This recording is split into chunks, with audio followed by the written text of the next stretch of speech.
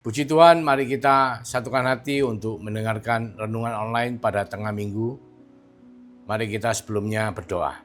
Terima kasih Tuhan, yang mengucap syukur untuk anugerah-Mu. Kami berdoa supaya Roh Kudus mengurapi setiap daripada kami, sehingga kami boleh merenungkan firman-Mu dan memeteraikan dalam dahi kami, supaya kami melakukan dalam perbuatan tangan kami, kehidupan kami sehari-hari. Terima kasih Tuhan.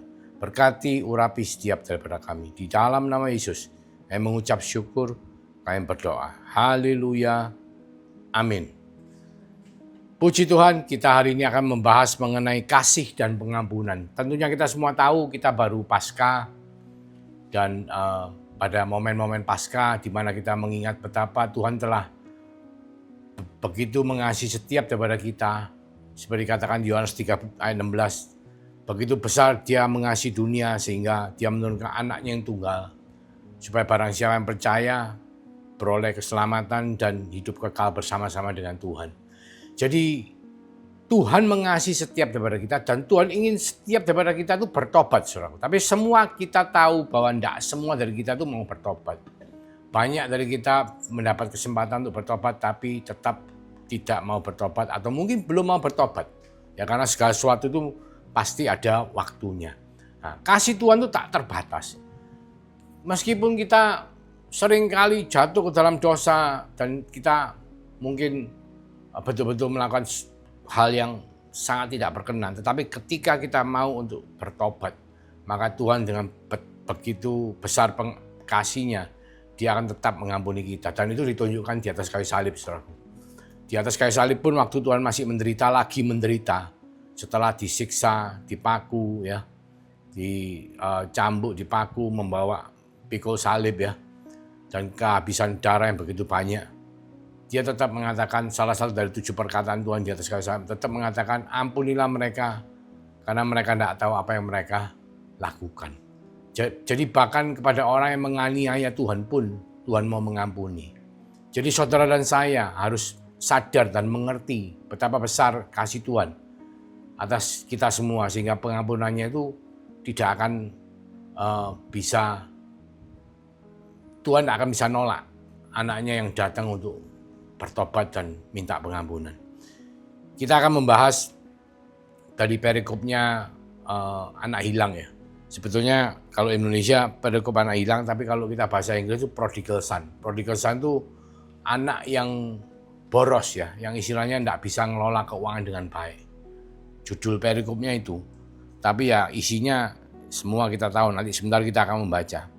Jadi Tuhan pasti mengampuni dosa kita kalau kita mau datang kepada Tuhan untuk bertobat. Kita lihat di Yesaya 1 ayat 18. Di kitab Yesaya 1 ayat 18 itu jelas sekali mengatakan, marilah, baiklah kita berperkara, firman Tuhan. Sekalipun dosamu merah seperti kirmisi, akan menjadi putih seperti salju. Sekalipun warna merah seperti kain kesumba, akan menjadi putih seperti bulu domba. Jadi maksudnya apa? Maksudnya Tuhan akan mengampuni. Karena apa? Pengorbanan Yesus di atas kayu salib, pengorbanan kematiannya di atas kayu salib, itu telah menjadikan dia sebagai korban anak domba Allah. Dia yang tidak berdosa dijadikan korban. Supaya apa? Supaya oleh pengorbanannya dia, Yesus, maka saudara dan saya yang berdosa boleh diperdamaikan, ditebus dosanya, diberi keselamatan ketika kita menyatakan bahwa kita mau bertobat, ketika kita mau menghampiri tahta Tuhan dan bertobat. Jadi karya Kristus di kayu salib itu adalah pengampunan yang absolut, yang mutlak kepada setiap daripada kita umat yang berdosa. Pertama, nah kita sekarang mau baca di perikop di Lukas, ya. Kitab Lukas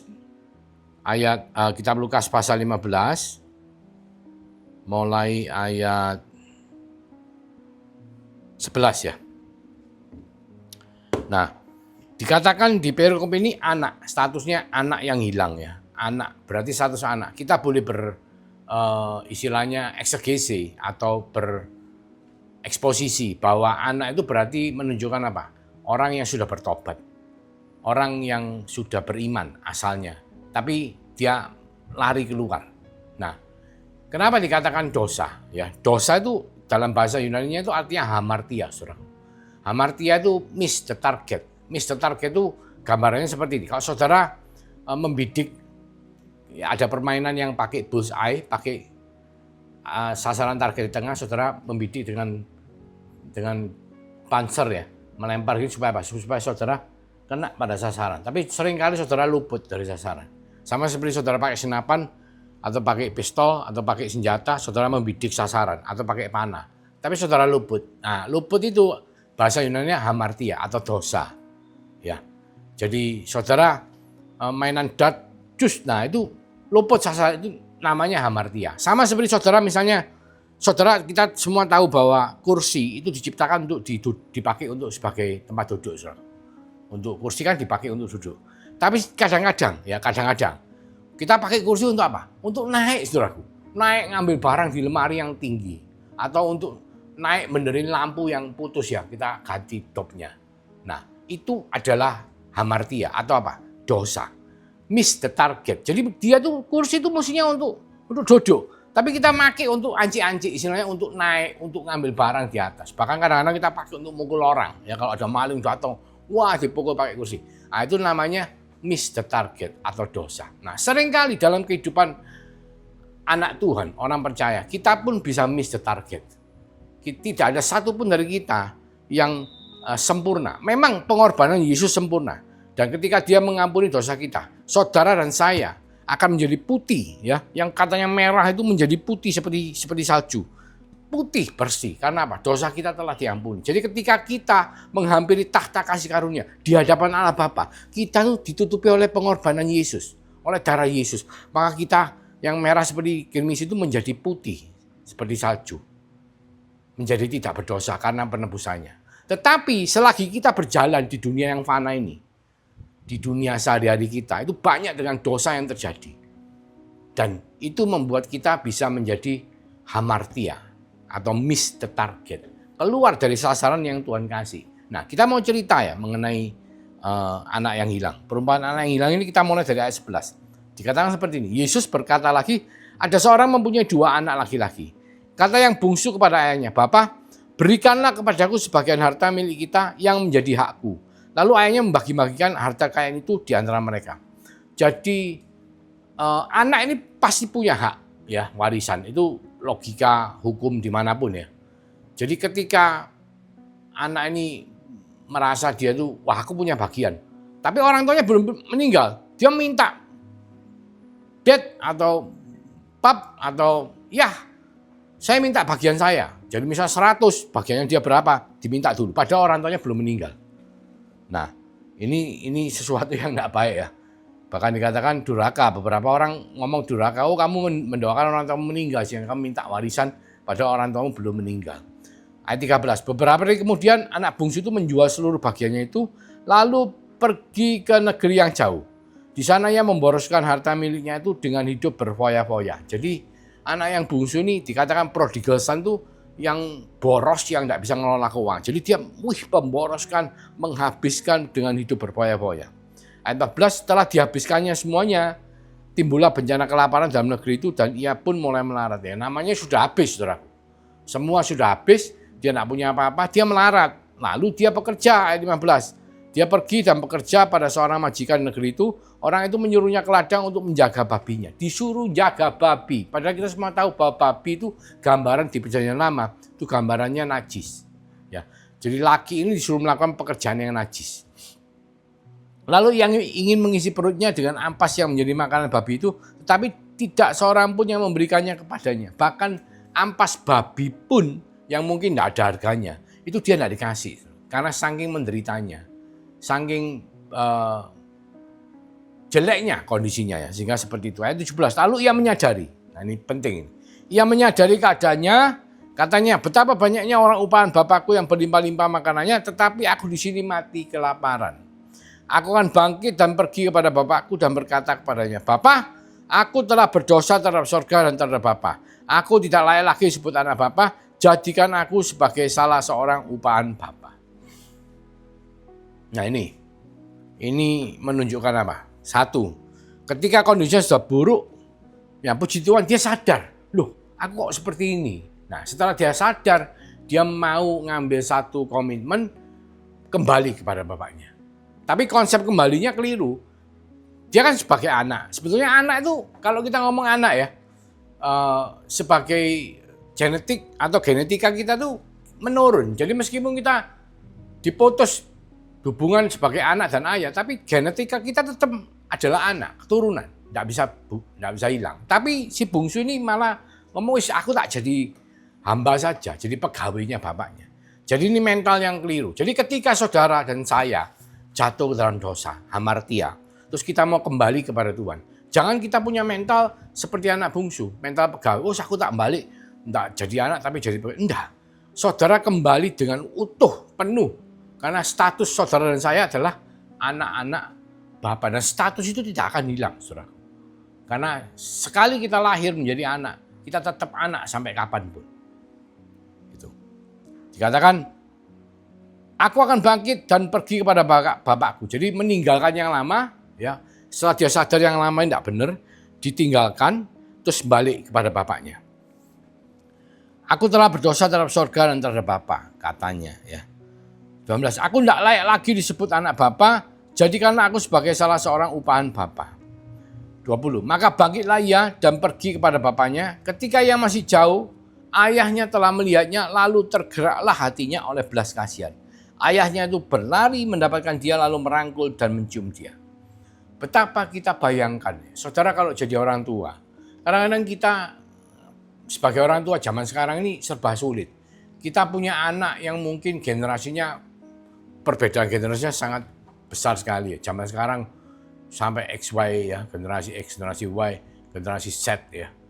Itu Alpha dan lain sebagainya. Itu pola berpikirnya sangat berbeda. Ya, seringkali kita mungkin jengkel. Anak kita nggak mau dengerin kita dianggap kayak kadaluarsa, dianggap sudah kuno dan lain sebagainya. Itu pun kita sudah jengkel. Apalagi anak seperti yang kita barusan bicarakan. Sudah orang tuanya belum mati, minta hartanya dibagi. Terus udah gitu difoyak-foyakan habis. Udah gitu terus mau balik lagi. Meskipun menjadi pegawai. Tapi kan sebagai orang tua, kalau kita bayangkan anak kita seperti itu, pastilah kita sebagai manusia pasti mungkin tidak bisa menerima.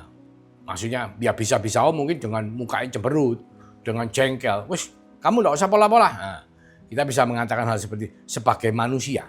Tetapi Tuhan kita, Bapa kita yang di sorga itu tidak seperti itu, saudara. Begitu besar dia mengasihi dunia. Dia tahu bahwa dunia, manusia ini sangat lemah. Sangat gampang untuk jatuh. Ya, hamartia. Sangat mudah sekali untuk melakukan hal-hal yang di luar sasaran. Meleset dari apa yang Tuhan sudah rencanakan untuk kehidupan saudara dan saya.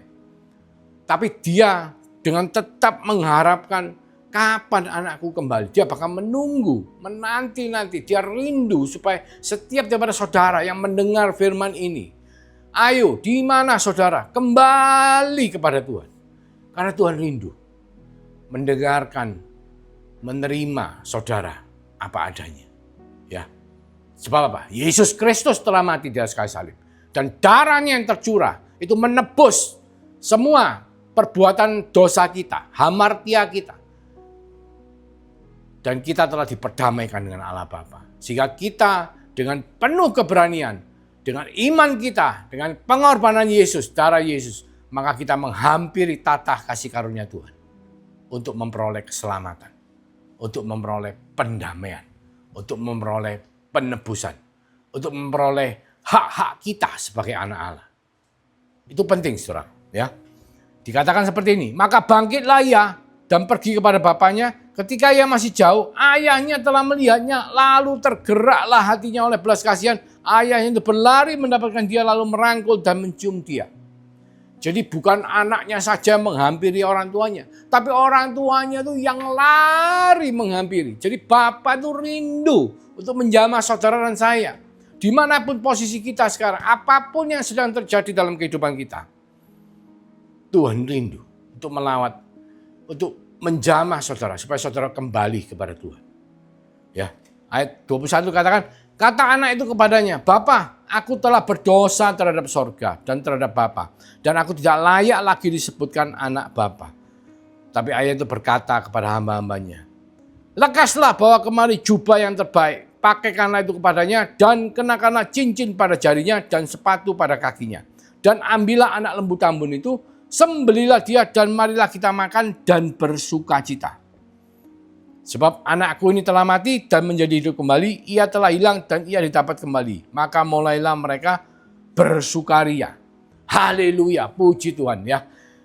Bukan cuma disambut dengan begitu hangatnya, dengan pelukan, dengan ciuman, dengan kata-kata kasih sayang. Tapi diberikan jubah, diberikan cincin, diberikan kasut. Ini semua ada perlambangnya, artinya saudara. Jubah itu bicara mengenai identitas. Dulu dia mungkin waktu kerja di kandang babi. Saudara tahu kandang babi? Saudara pernah masuk kandang babi? Kandang babi itu baunya itu, saya pernah di Malang Selatan itu saya melihat kandang babi yang mau dijual. Kita survei. Waduh, masuk kandang babi, saudara bisa bayangkan. Itu padahal dibersihkan terus itu. Baunya itu sampai pulang dari Malang Selatan sampai ke Lawang, kita mau makan di Depot tuh saya masih nggak bisa makan. Karena apa? Karena bau busuk babinya itu masih kayaknya nempel di hidung saya. Padahal kita sudah dari Malang Selatan kita tinggalkan. Itu gambarannya dari kandang babi. Lah orang anak bungsu ini kerja di kandang babi. Ya kita tentunya tahu ketika dia datang menghampiri bapaknya itu bajunya apa semua itu mungkin najis berbau babi. Tapi Tuhan ingin memberikan dia identitas yang baru. Sudah tinggalkan semua itu kenajisan, tinggalkan semua yang bau-bau tidak enak itu. Ini kuberikan jubah yang baru, identitas baru di dalam Tuhan. Jadi ketika kita kembali kepada Tuhan, apapun yang kita kerjakan di masa lalu, Tuhan ngomong, kamu adalah ciptaan yang baru. Yang lama sudah mati, yang baru telah lahir. Dengan lahirnya Tuhan Yesus Kristus melalui iman kita di dalam kehidupan kita dalam meterai Roh Kudus yang menyertai saudara dan saya, Immanuel, selama-lamanya. Maka kita menjadi ciptaan baru. Ciptaan baru. Karena yang lama telah mati, dibaptis, dicelupkan ke belakang, itu yang lama mati, manusia lama, dan saudara bangkit kembali. Dengan status yang baru. Ya. Masih ingat ceritanya Sakeus? Sakeus ketika dia bertobat, apa yang dia lakukan? Dia meninggalkan yang lama. Dia yang dulunya adalah kepala pemungut cukai. Dia ngomong sama Tuhan, Tuhan, orang yang pernah aku peras tak kembalikan 4 kali lipat. Setengah dari hartaku tak berikan kepada fakir miskin. Itu artinya apa? Meninggalkan yang lama. Itu gambaran apa? Gambaran bahwa Sakeus telah menerima jubah dari Tuhan. Ya terkadang kita tuh maunya dikasih, tapi kita tidak sadar bahwa ada bagian yang harus kita lakukan. Saudara harus mau komitmen untuk menjadi manusia baru. Jadi manusia baru tidak gampang, saudara. Bukan terus ngomong, firmannya yang ngomong. Aku sekarang hari ini tobat, aku hari ini jadi manusia baru. Oh, Anda harus merespon seperti Sakeus. Ketika Tuhan mengatakan, aku mau menginap di rumahmu. Sakeus ngomong, aku juga mau komit Tuhan, bertobat. Nah, itu artinya komitmen. Jadi Tuhan ingin rindu. Ya, mungkin Tuhan tuh dengan kasih, begitu besar kasihnya, dia menerima kita apa adanya. Menerima anak bungsu dengan tubuh busuk, bau babi, mungkin bajunya compang-camping karena melarat ya.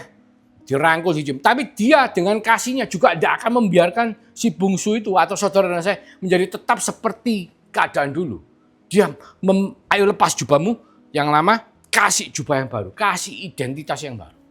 Itu pertama. Kedua, dikasih cincin. Saudara masih ingat Yusuf ketika dia menjadi orang kedua di Mesir? Dia dikatakan, Firaun mengatakan, engkau sekarang menjadi orang kedua, engkau yang mengelola semua harta di Mesir. Untukku, kata Firaun. Maka Firaun memberikan cincin sebagai kuasa.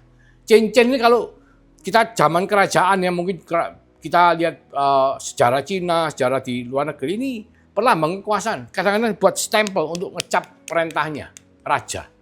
Jadi cincin, kuasa. Berarti apa? Tuhan memberikan si bungsu ini kuasa untuk menjadi anaknya. Bukan cuma menjadi pegawai, tapi kuasa untuk menjadi anaknya. Saudara dan saya ketika kita menjadi anak Tuhan, kita lahir baru. Roh Tuhan dimeteraikan dalam kehidupan saudara dan saya, sehingga kita bisa sanggup memanggil Allah itu sebagai Abba, Bapa. Dan itu adalah kuasa. Dan kuasa itu menyertai saudara untuk selama-lamanya. Dunamis. Ya. Parakletos itu menyertai saudara untuk selama-lamanya. Itu adalah kuasa yang Tuhan berikan kepada setiap daripada anaknya.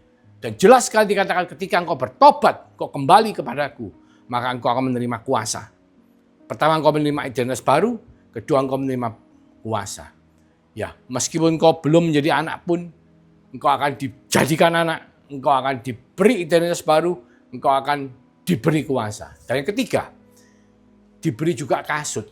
Loh, pentingnya apa kasut? Kasut penting sekali, karena kita selama kita hidup di dunia, kita berjalan di dunia. Bahkan dikatakan, Yesus, akulah jalan, kehidupan dan kebenaran. Berarti apa? Kita harus berjalan dengan Yesus, mengikut Yesus. Ya, angkat salib, ya, pikul salib dan ikut Dia. Sangkal diri, ikut Dia. Mengikut, jalan. Ketika kita berjalan di bumi, kita perlu kasut supaya kaki kita tidak kotor. Kenapa? Karena di Kejadian 3, si jahat iblis itu dikutuk oleh Tuhan. Engkau akan diremukkan kepalamu, engkau akan menjalar dengan tubuhmu, dan debu dan tanah akan menjadi makananmu. Debu dan tanah itu apa? Kalau kaki kita itu berjalan tanpa kasut, atau kasut kita berlubang-lubang, itu akhirnya apa? Kaki kita itu kotor, berdebu. Sehingga ada orang Yahudi ketika mau masuk rumah, dia harus membersihkan kakinya karena kotor, berdebu. Nah, kotor debu itu akan menjadi makanan daripada si jahat. Dan Tuhan ngomong, kau akan diberikan kasut. Perlambang apa? Supaya ketika kita berjalan di bumi, kita tidak menjadi serangan iblis. Pertama. Kedua, kasut kerelaan untuk memberitakan Injil. Jadi ketika kita bertobat kepada Tuhan, kita mau meninggalkan identitas kita yang lama, mengenakan jubah yang baru. Kita menerima kuasa cincin dari Tuhan. Kita juga harus mau mengemban tugas yang Tuhan berikan. Saudara kalau bertobat, saudara tidak ngapa-ngapain. Saudara sangat-sangat riskan diserang oleh si jahat. Karena kita sekarang adalah warga kerajaan surga. Ketika kita bertobat, kita menjadi warga kerajaan surga. Loh, musuh kita banyak. Karena kerajaan surga sedang berperang dengan kerajaan maut. Ya, iblis itu seperti singa mengaum-ngaum, selalu mencari mangsa. Siapa yang bisa saya makan? Dan pasti yang dimakan adalah anak Tuhan. Dan Tuhan memberikan itu semua kepada kita yang bertobat. Kasut itu supaya kita bisa apa? Bisa produktif. Oh, saudara mungkin ngomong, loh Pak, saya ini tidak pernah belajar teologi. Saya ini tidak ngerti apa-apa, Pak. Nah, gimana saya bisa menginjili? Loh, saudara kan diberi karunia, talenta sama Tuhan. Ada yang businessman, ada yang dokter, ada yang teknik, ada yang artis. Ya saudara bisa bergerak dalam bidang yang Tuhan berikan. Kalau saudara merasa tidak bisa ngajar teologi, oke, saudara bisa berdoa untuk bangsa. Saudara bisa berkontribusi untuk gereja. Saudara bisa berkontribusi untuk misi. Mungkin pendanaan, mungkin saudara ikut melakukan secara seperti Marta, ya, atau mungkin saudara bisa seperti Maria, ikut dalam satu gerakan doa yang mendoakan gerakan-gerakan Tuhan, pelayanan-pelayanan Tuhan, para church di luar gereja. Banyak saudara. Tapi pastikan apa yang Tuhan telah sediakan, janjikan dan berikan, itu saudara pakai untuk kemuliaan Tuhan. Karena kasih dan pengampunan Tuhan tidak akan pernah habis dalam hidup kita. Ketika kita mau bergerak seperti yang Tuhan sudah rancangkan, ya, di perikop anak hilang ini, bungsu kembali, Tuhan begitu mengasihi, diterima padanya. Badannya bau basin, bau babi, bau najis, dikasih jubah yang baru. Kalau kita dikasih jubah baru, kita tidak mau bikin komitmen seperti Sakius. Jubah yang baru itu sia-sia. Karena apa? Saudara bisa bayangkan, saudara masih mengenakan jubah yang lama, saudara tidak mandi, tidak membersihkan diri, masih bau, terus saudara mengenakan jubah baru. Kira-kira apa? Kelihatannya baru, tapi baunya masih menyengat. Masih bau babi. Saudara harus mau buat komitmen. Kedua, saudara harus pakai kuasa yang Tuhan berikan. Ya, banyak contohnya. Wah, saya masih ingat ketika pertama kali saya di Jama 2007, Tuhan ingin saya melayani dan saya mengatakan, ya Tuhan saya mau, dan saya mulai melayani. Wah, banyak sekali mujizat Tuhan nyatakan dalam pelayanan-pelayanan Tuhan percayakan pada waktu. Meskipun saya tidak ngerti apa-apa, tapi saya ngerti bahwa Tuhan saya itu tidak bujuk. Firman Tuhan itu iya dan amin. Dan saya hanya melakukan. Tuhan ngomong, ketika engkau mau mendoakan orang sakit, tumpang tangan. Saya cuma tumpang tangan, karena saya tidak tahu saya ngomong apa. Saya harus ngomong apa, saya tidak ngerti. Firman tidak sebab mengerti, cuma satu dua aja yang saya mengerti. Saya tumpang tangan. Dan banyak sekali mujizat yang Tuhan lakukan. Melalui iman saya. Pada waktu itu. Dengan segala ketidakmengertian saya, iman yang membuat saya berjalan dalam pelayanan itu. Ya, dan terakhir adalah kasut kerelaan memberitakan Injil atau kasut untuk membuat kita sanggup berjalan mengikut Tuhan. Hati-hati saudara. Pastikan kasih dan pengampunan Tuhan itu betul-betul menjadi bagian dari kehidupan saudara dan saya. Terlepas dari saudara sekarang sudah beriman, status sebagai anak, ataupun saudara masih belum menjadi anak, tapi saudara rindu, punya kerinduan untuk saudara bisa kembali kepada Tuhan, untuk saudara bisa menjadi anak-anak Allah. Mari kita berdoa. Tuhan Yesus, terima kasih untuk berkat-Mu pada hari ini. Kami boleh mengenali Engkau lebih lagi melalui kasih-Mu, melalui pengampunan-Mu, sehingga ketika kami bertobat kembali kepadamu Tuhan, Engkau bukan cuma mengampuni kami, tapi Engkau memampukan kami untuk hidup menjadi anak-Mu yang lebih produktif, efektif untuk memuliakan nama-Mu. Tuhan Yesus, terima kasih. Berkati kami dengan berkat daripada Allah Bapa, melalui kasih karunia daripada Tuhan Yesus Kristus yang telah dimeteraikan melalui urapan kuasa Roh Kudus, yang menyertai setiap daripada kami mulai hari ini Tuhan, sampai Engkau datang kedua kalinya, bahkan sampai Maranatha. Kami semua yang percaya di dalam nama Tuhan Yesus Kristus, kami sama-sama mengatakan haleluya, amin. Tuhan Yesus memberkati.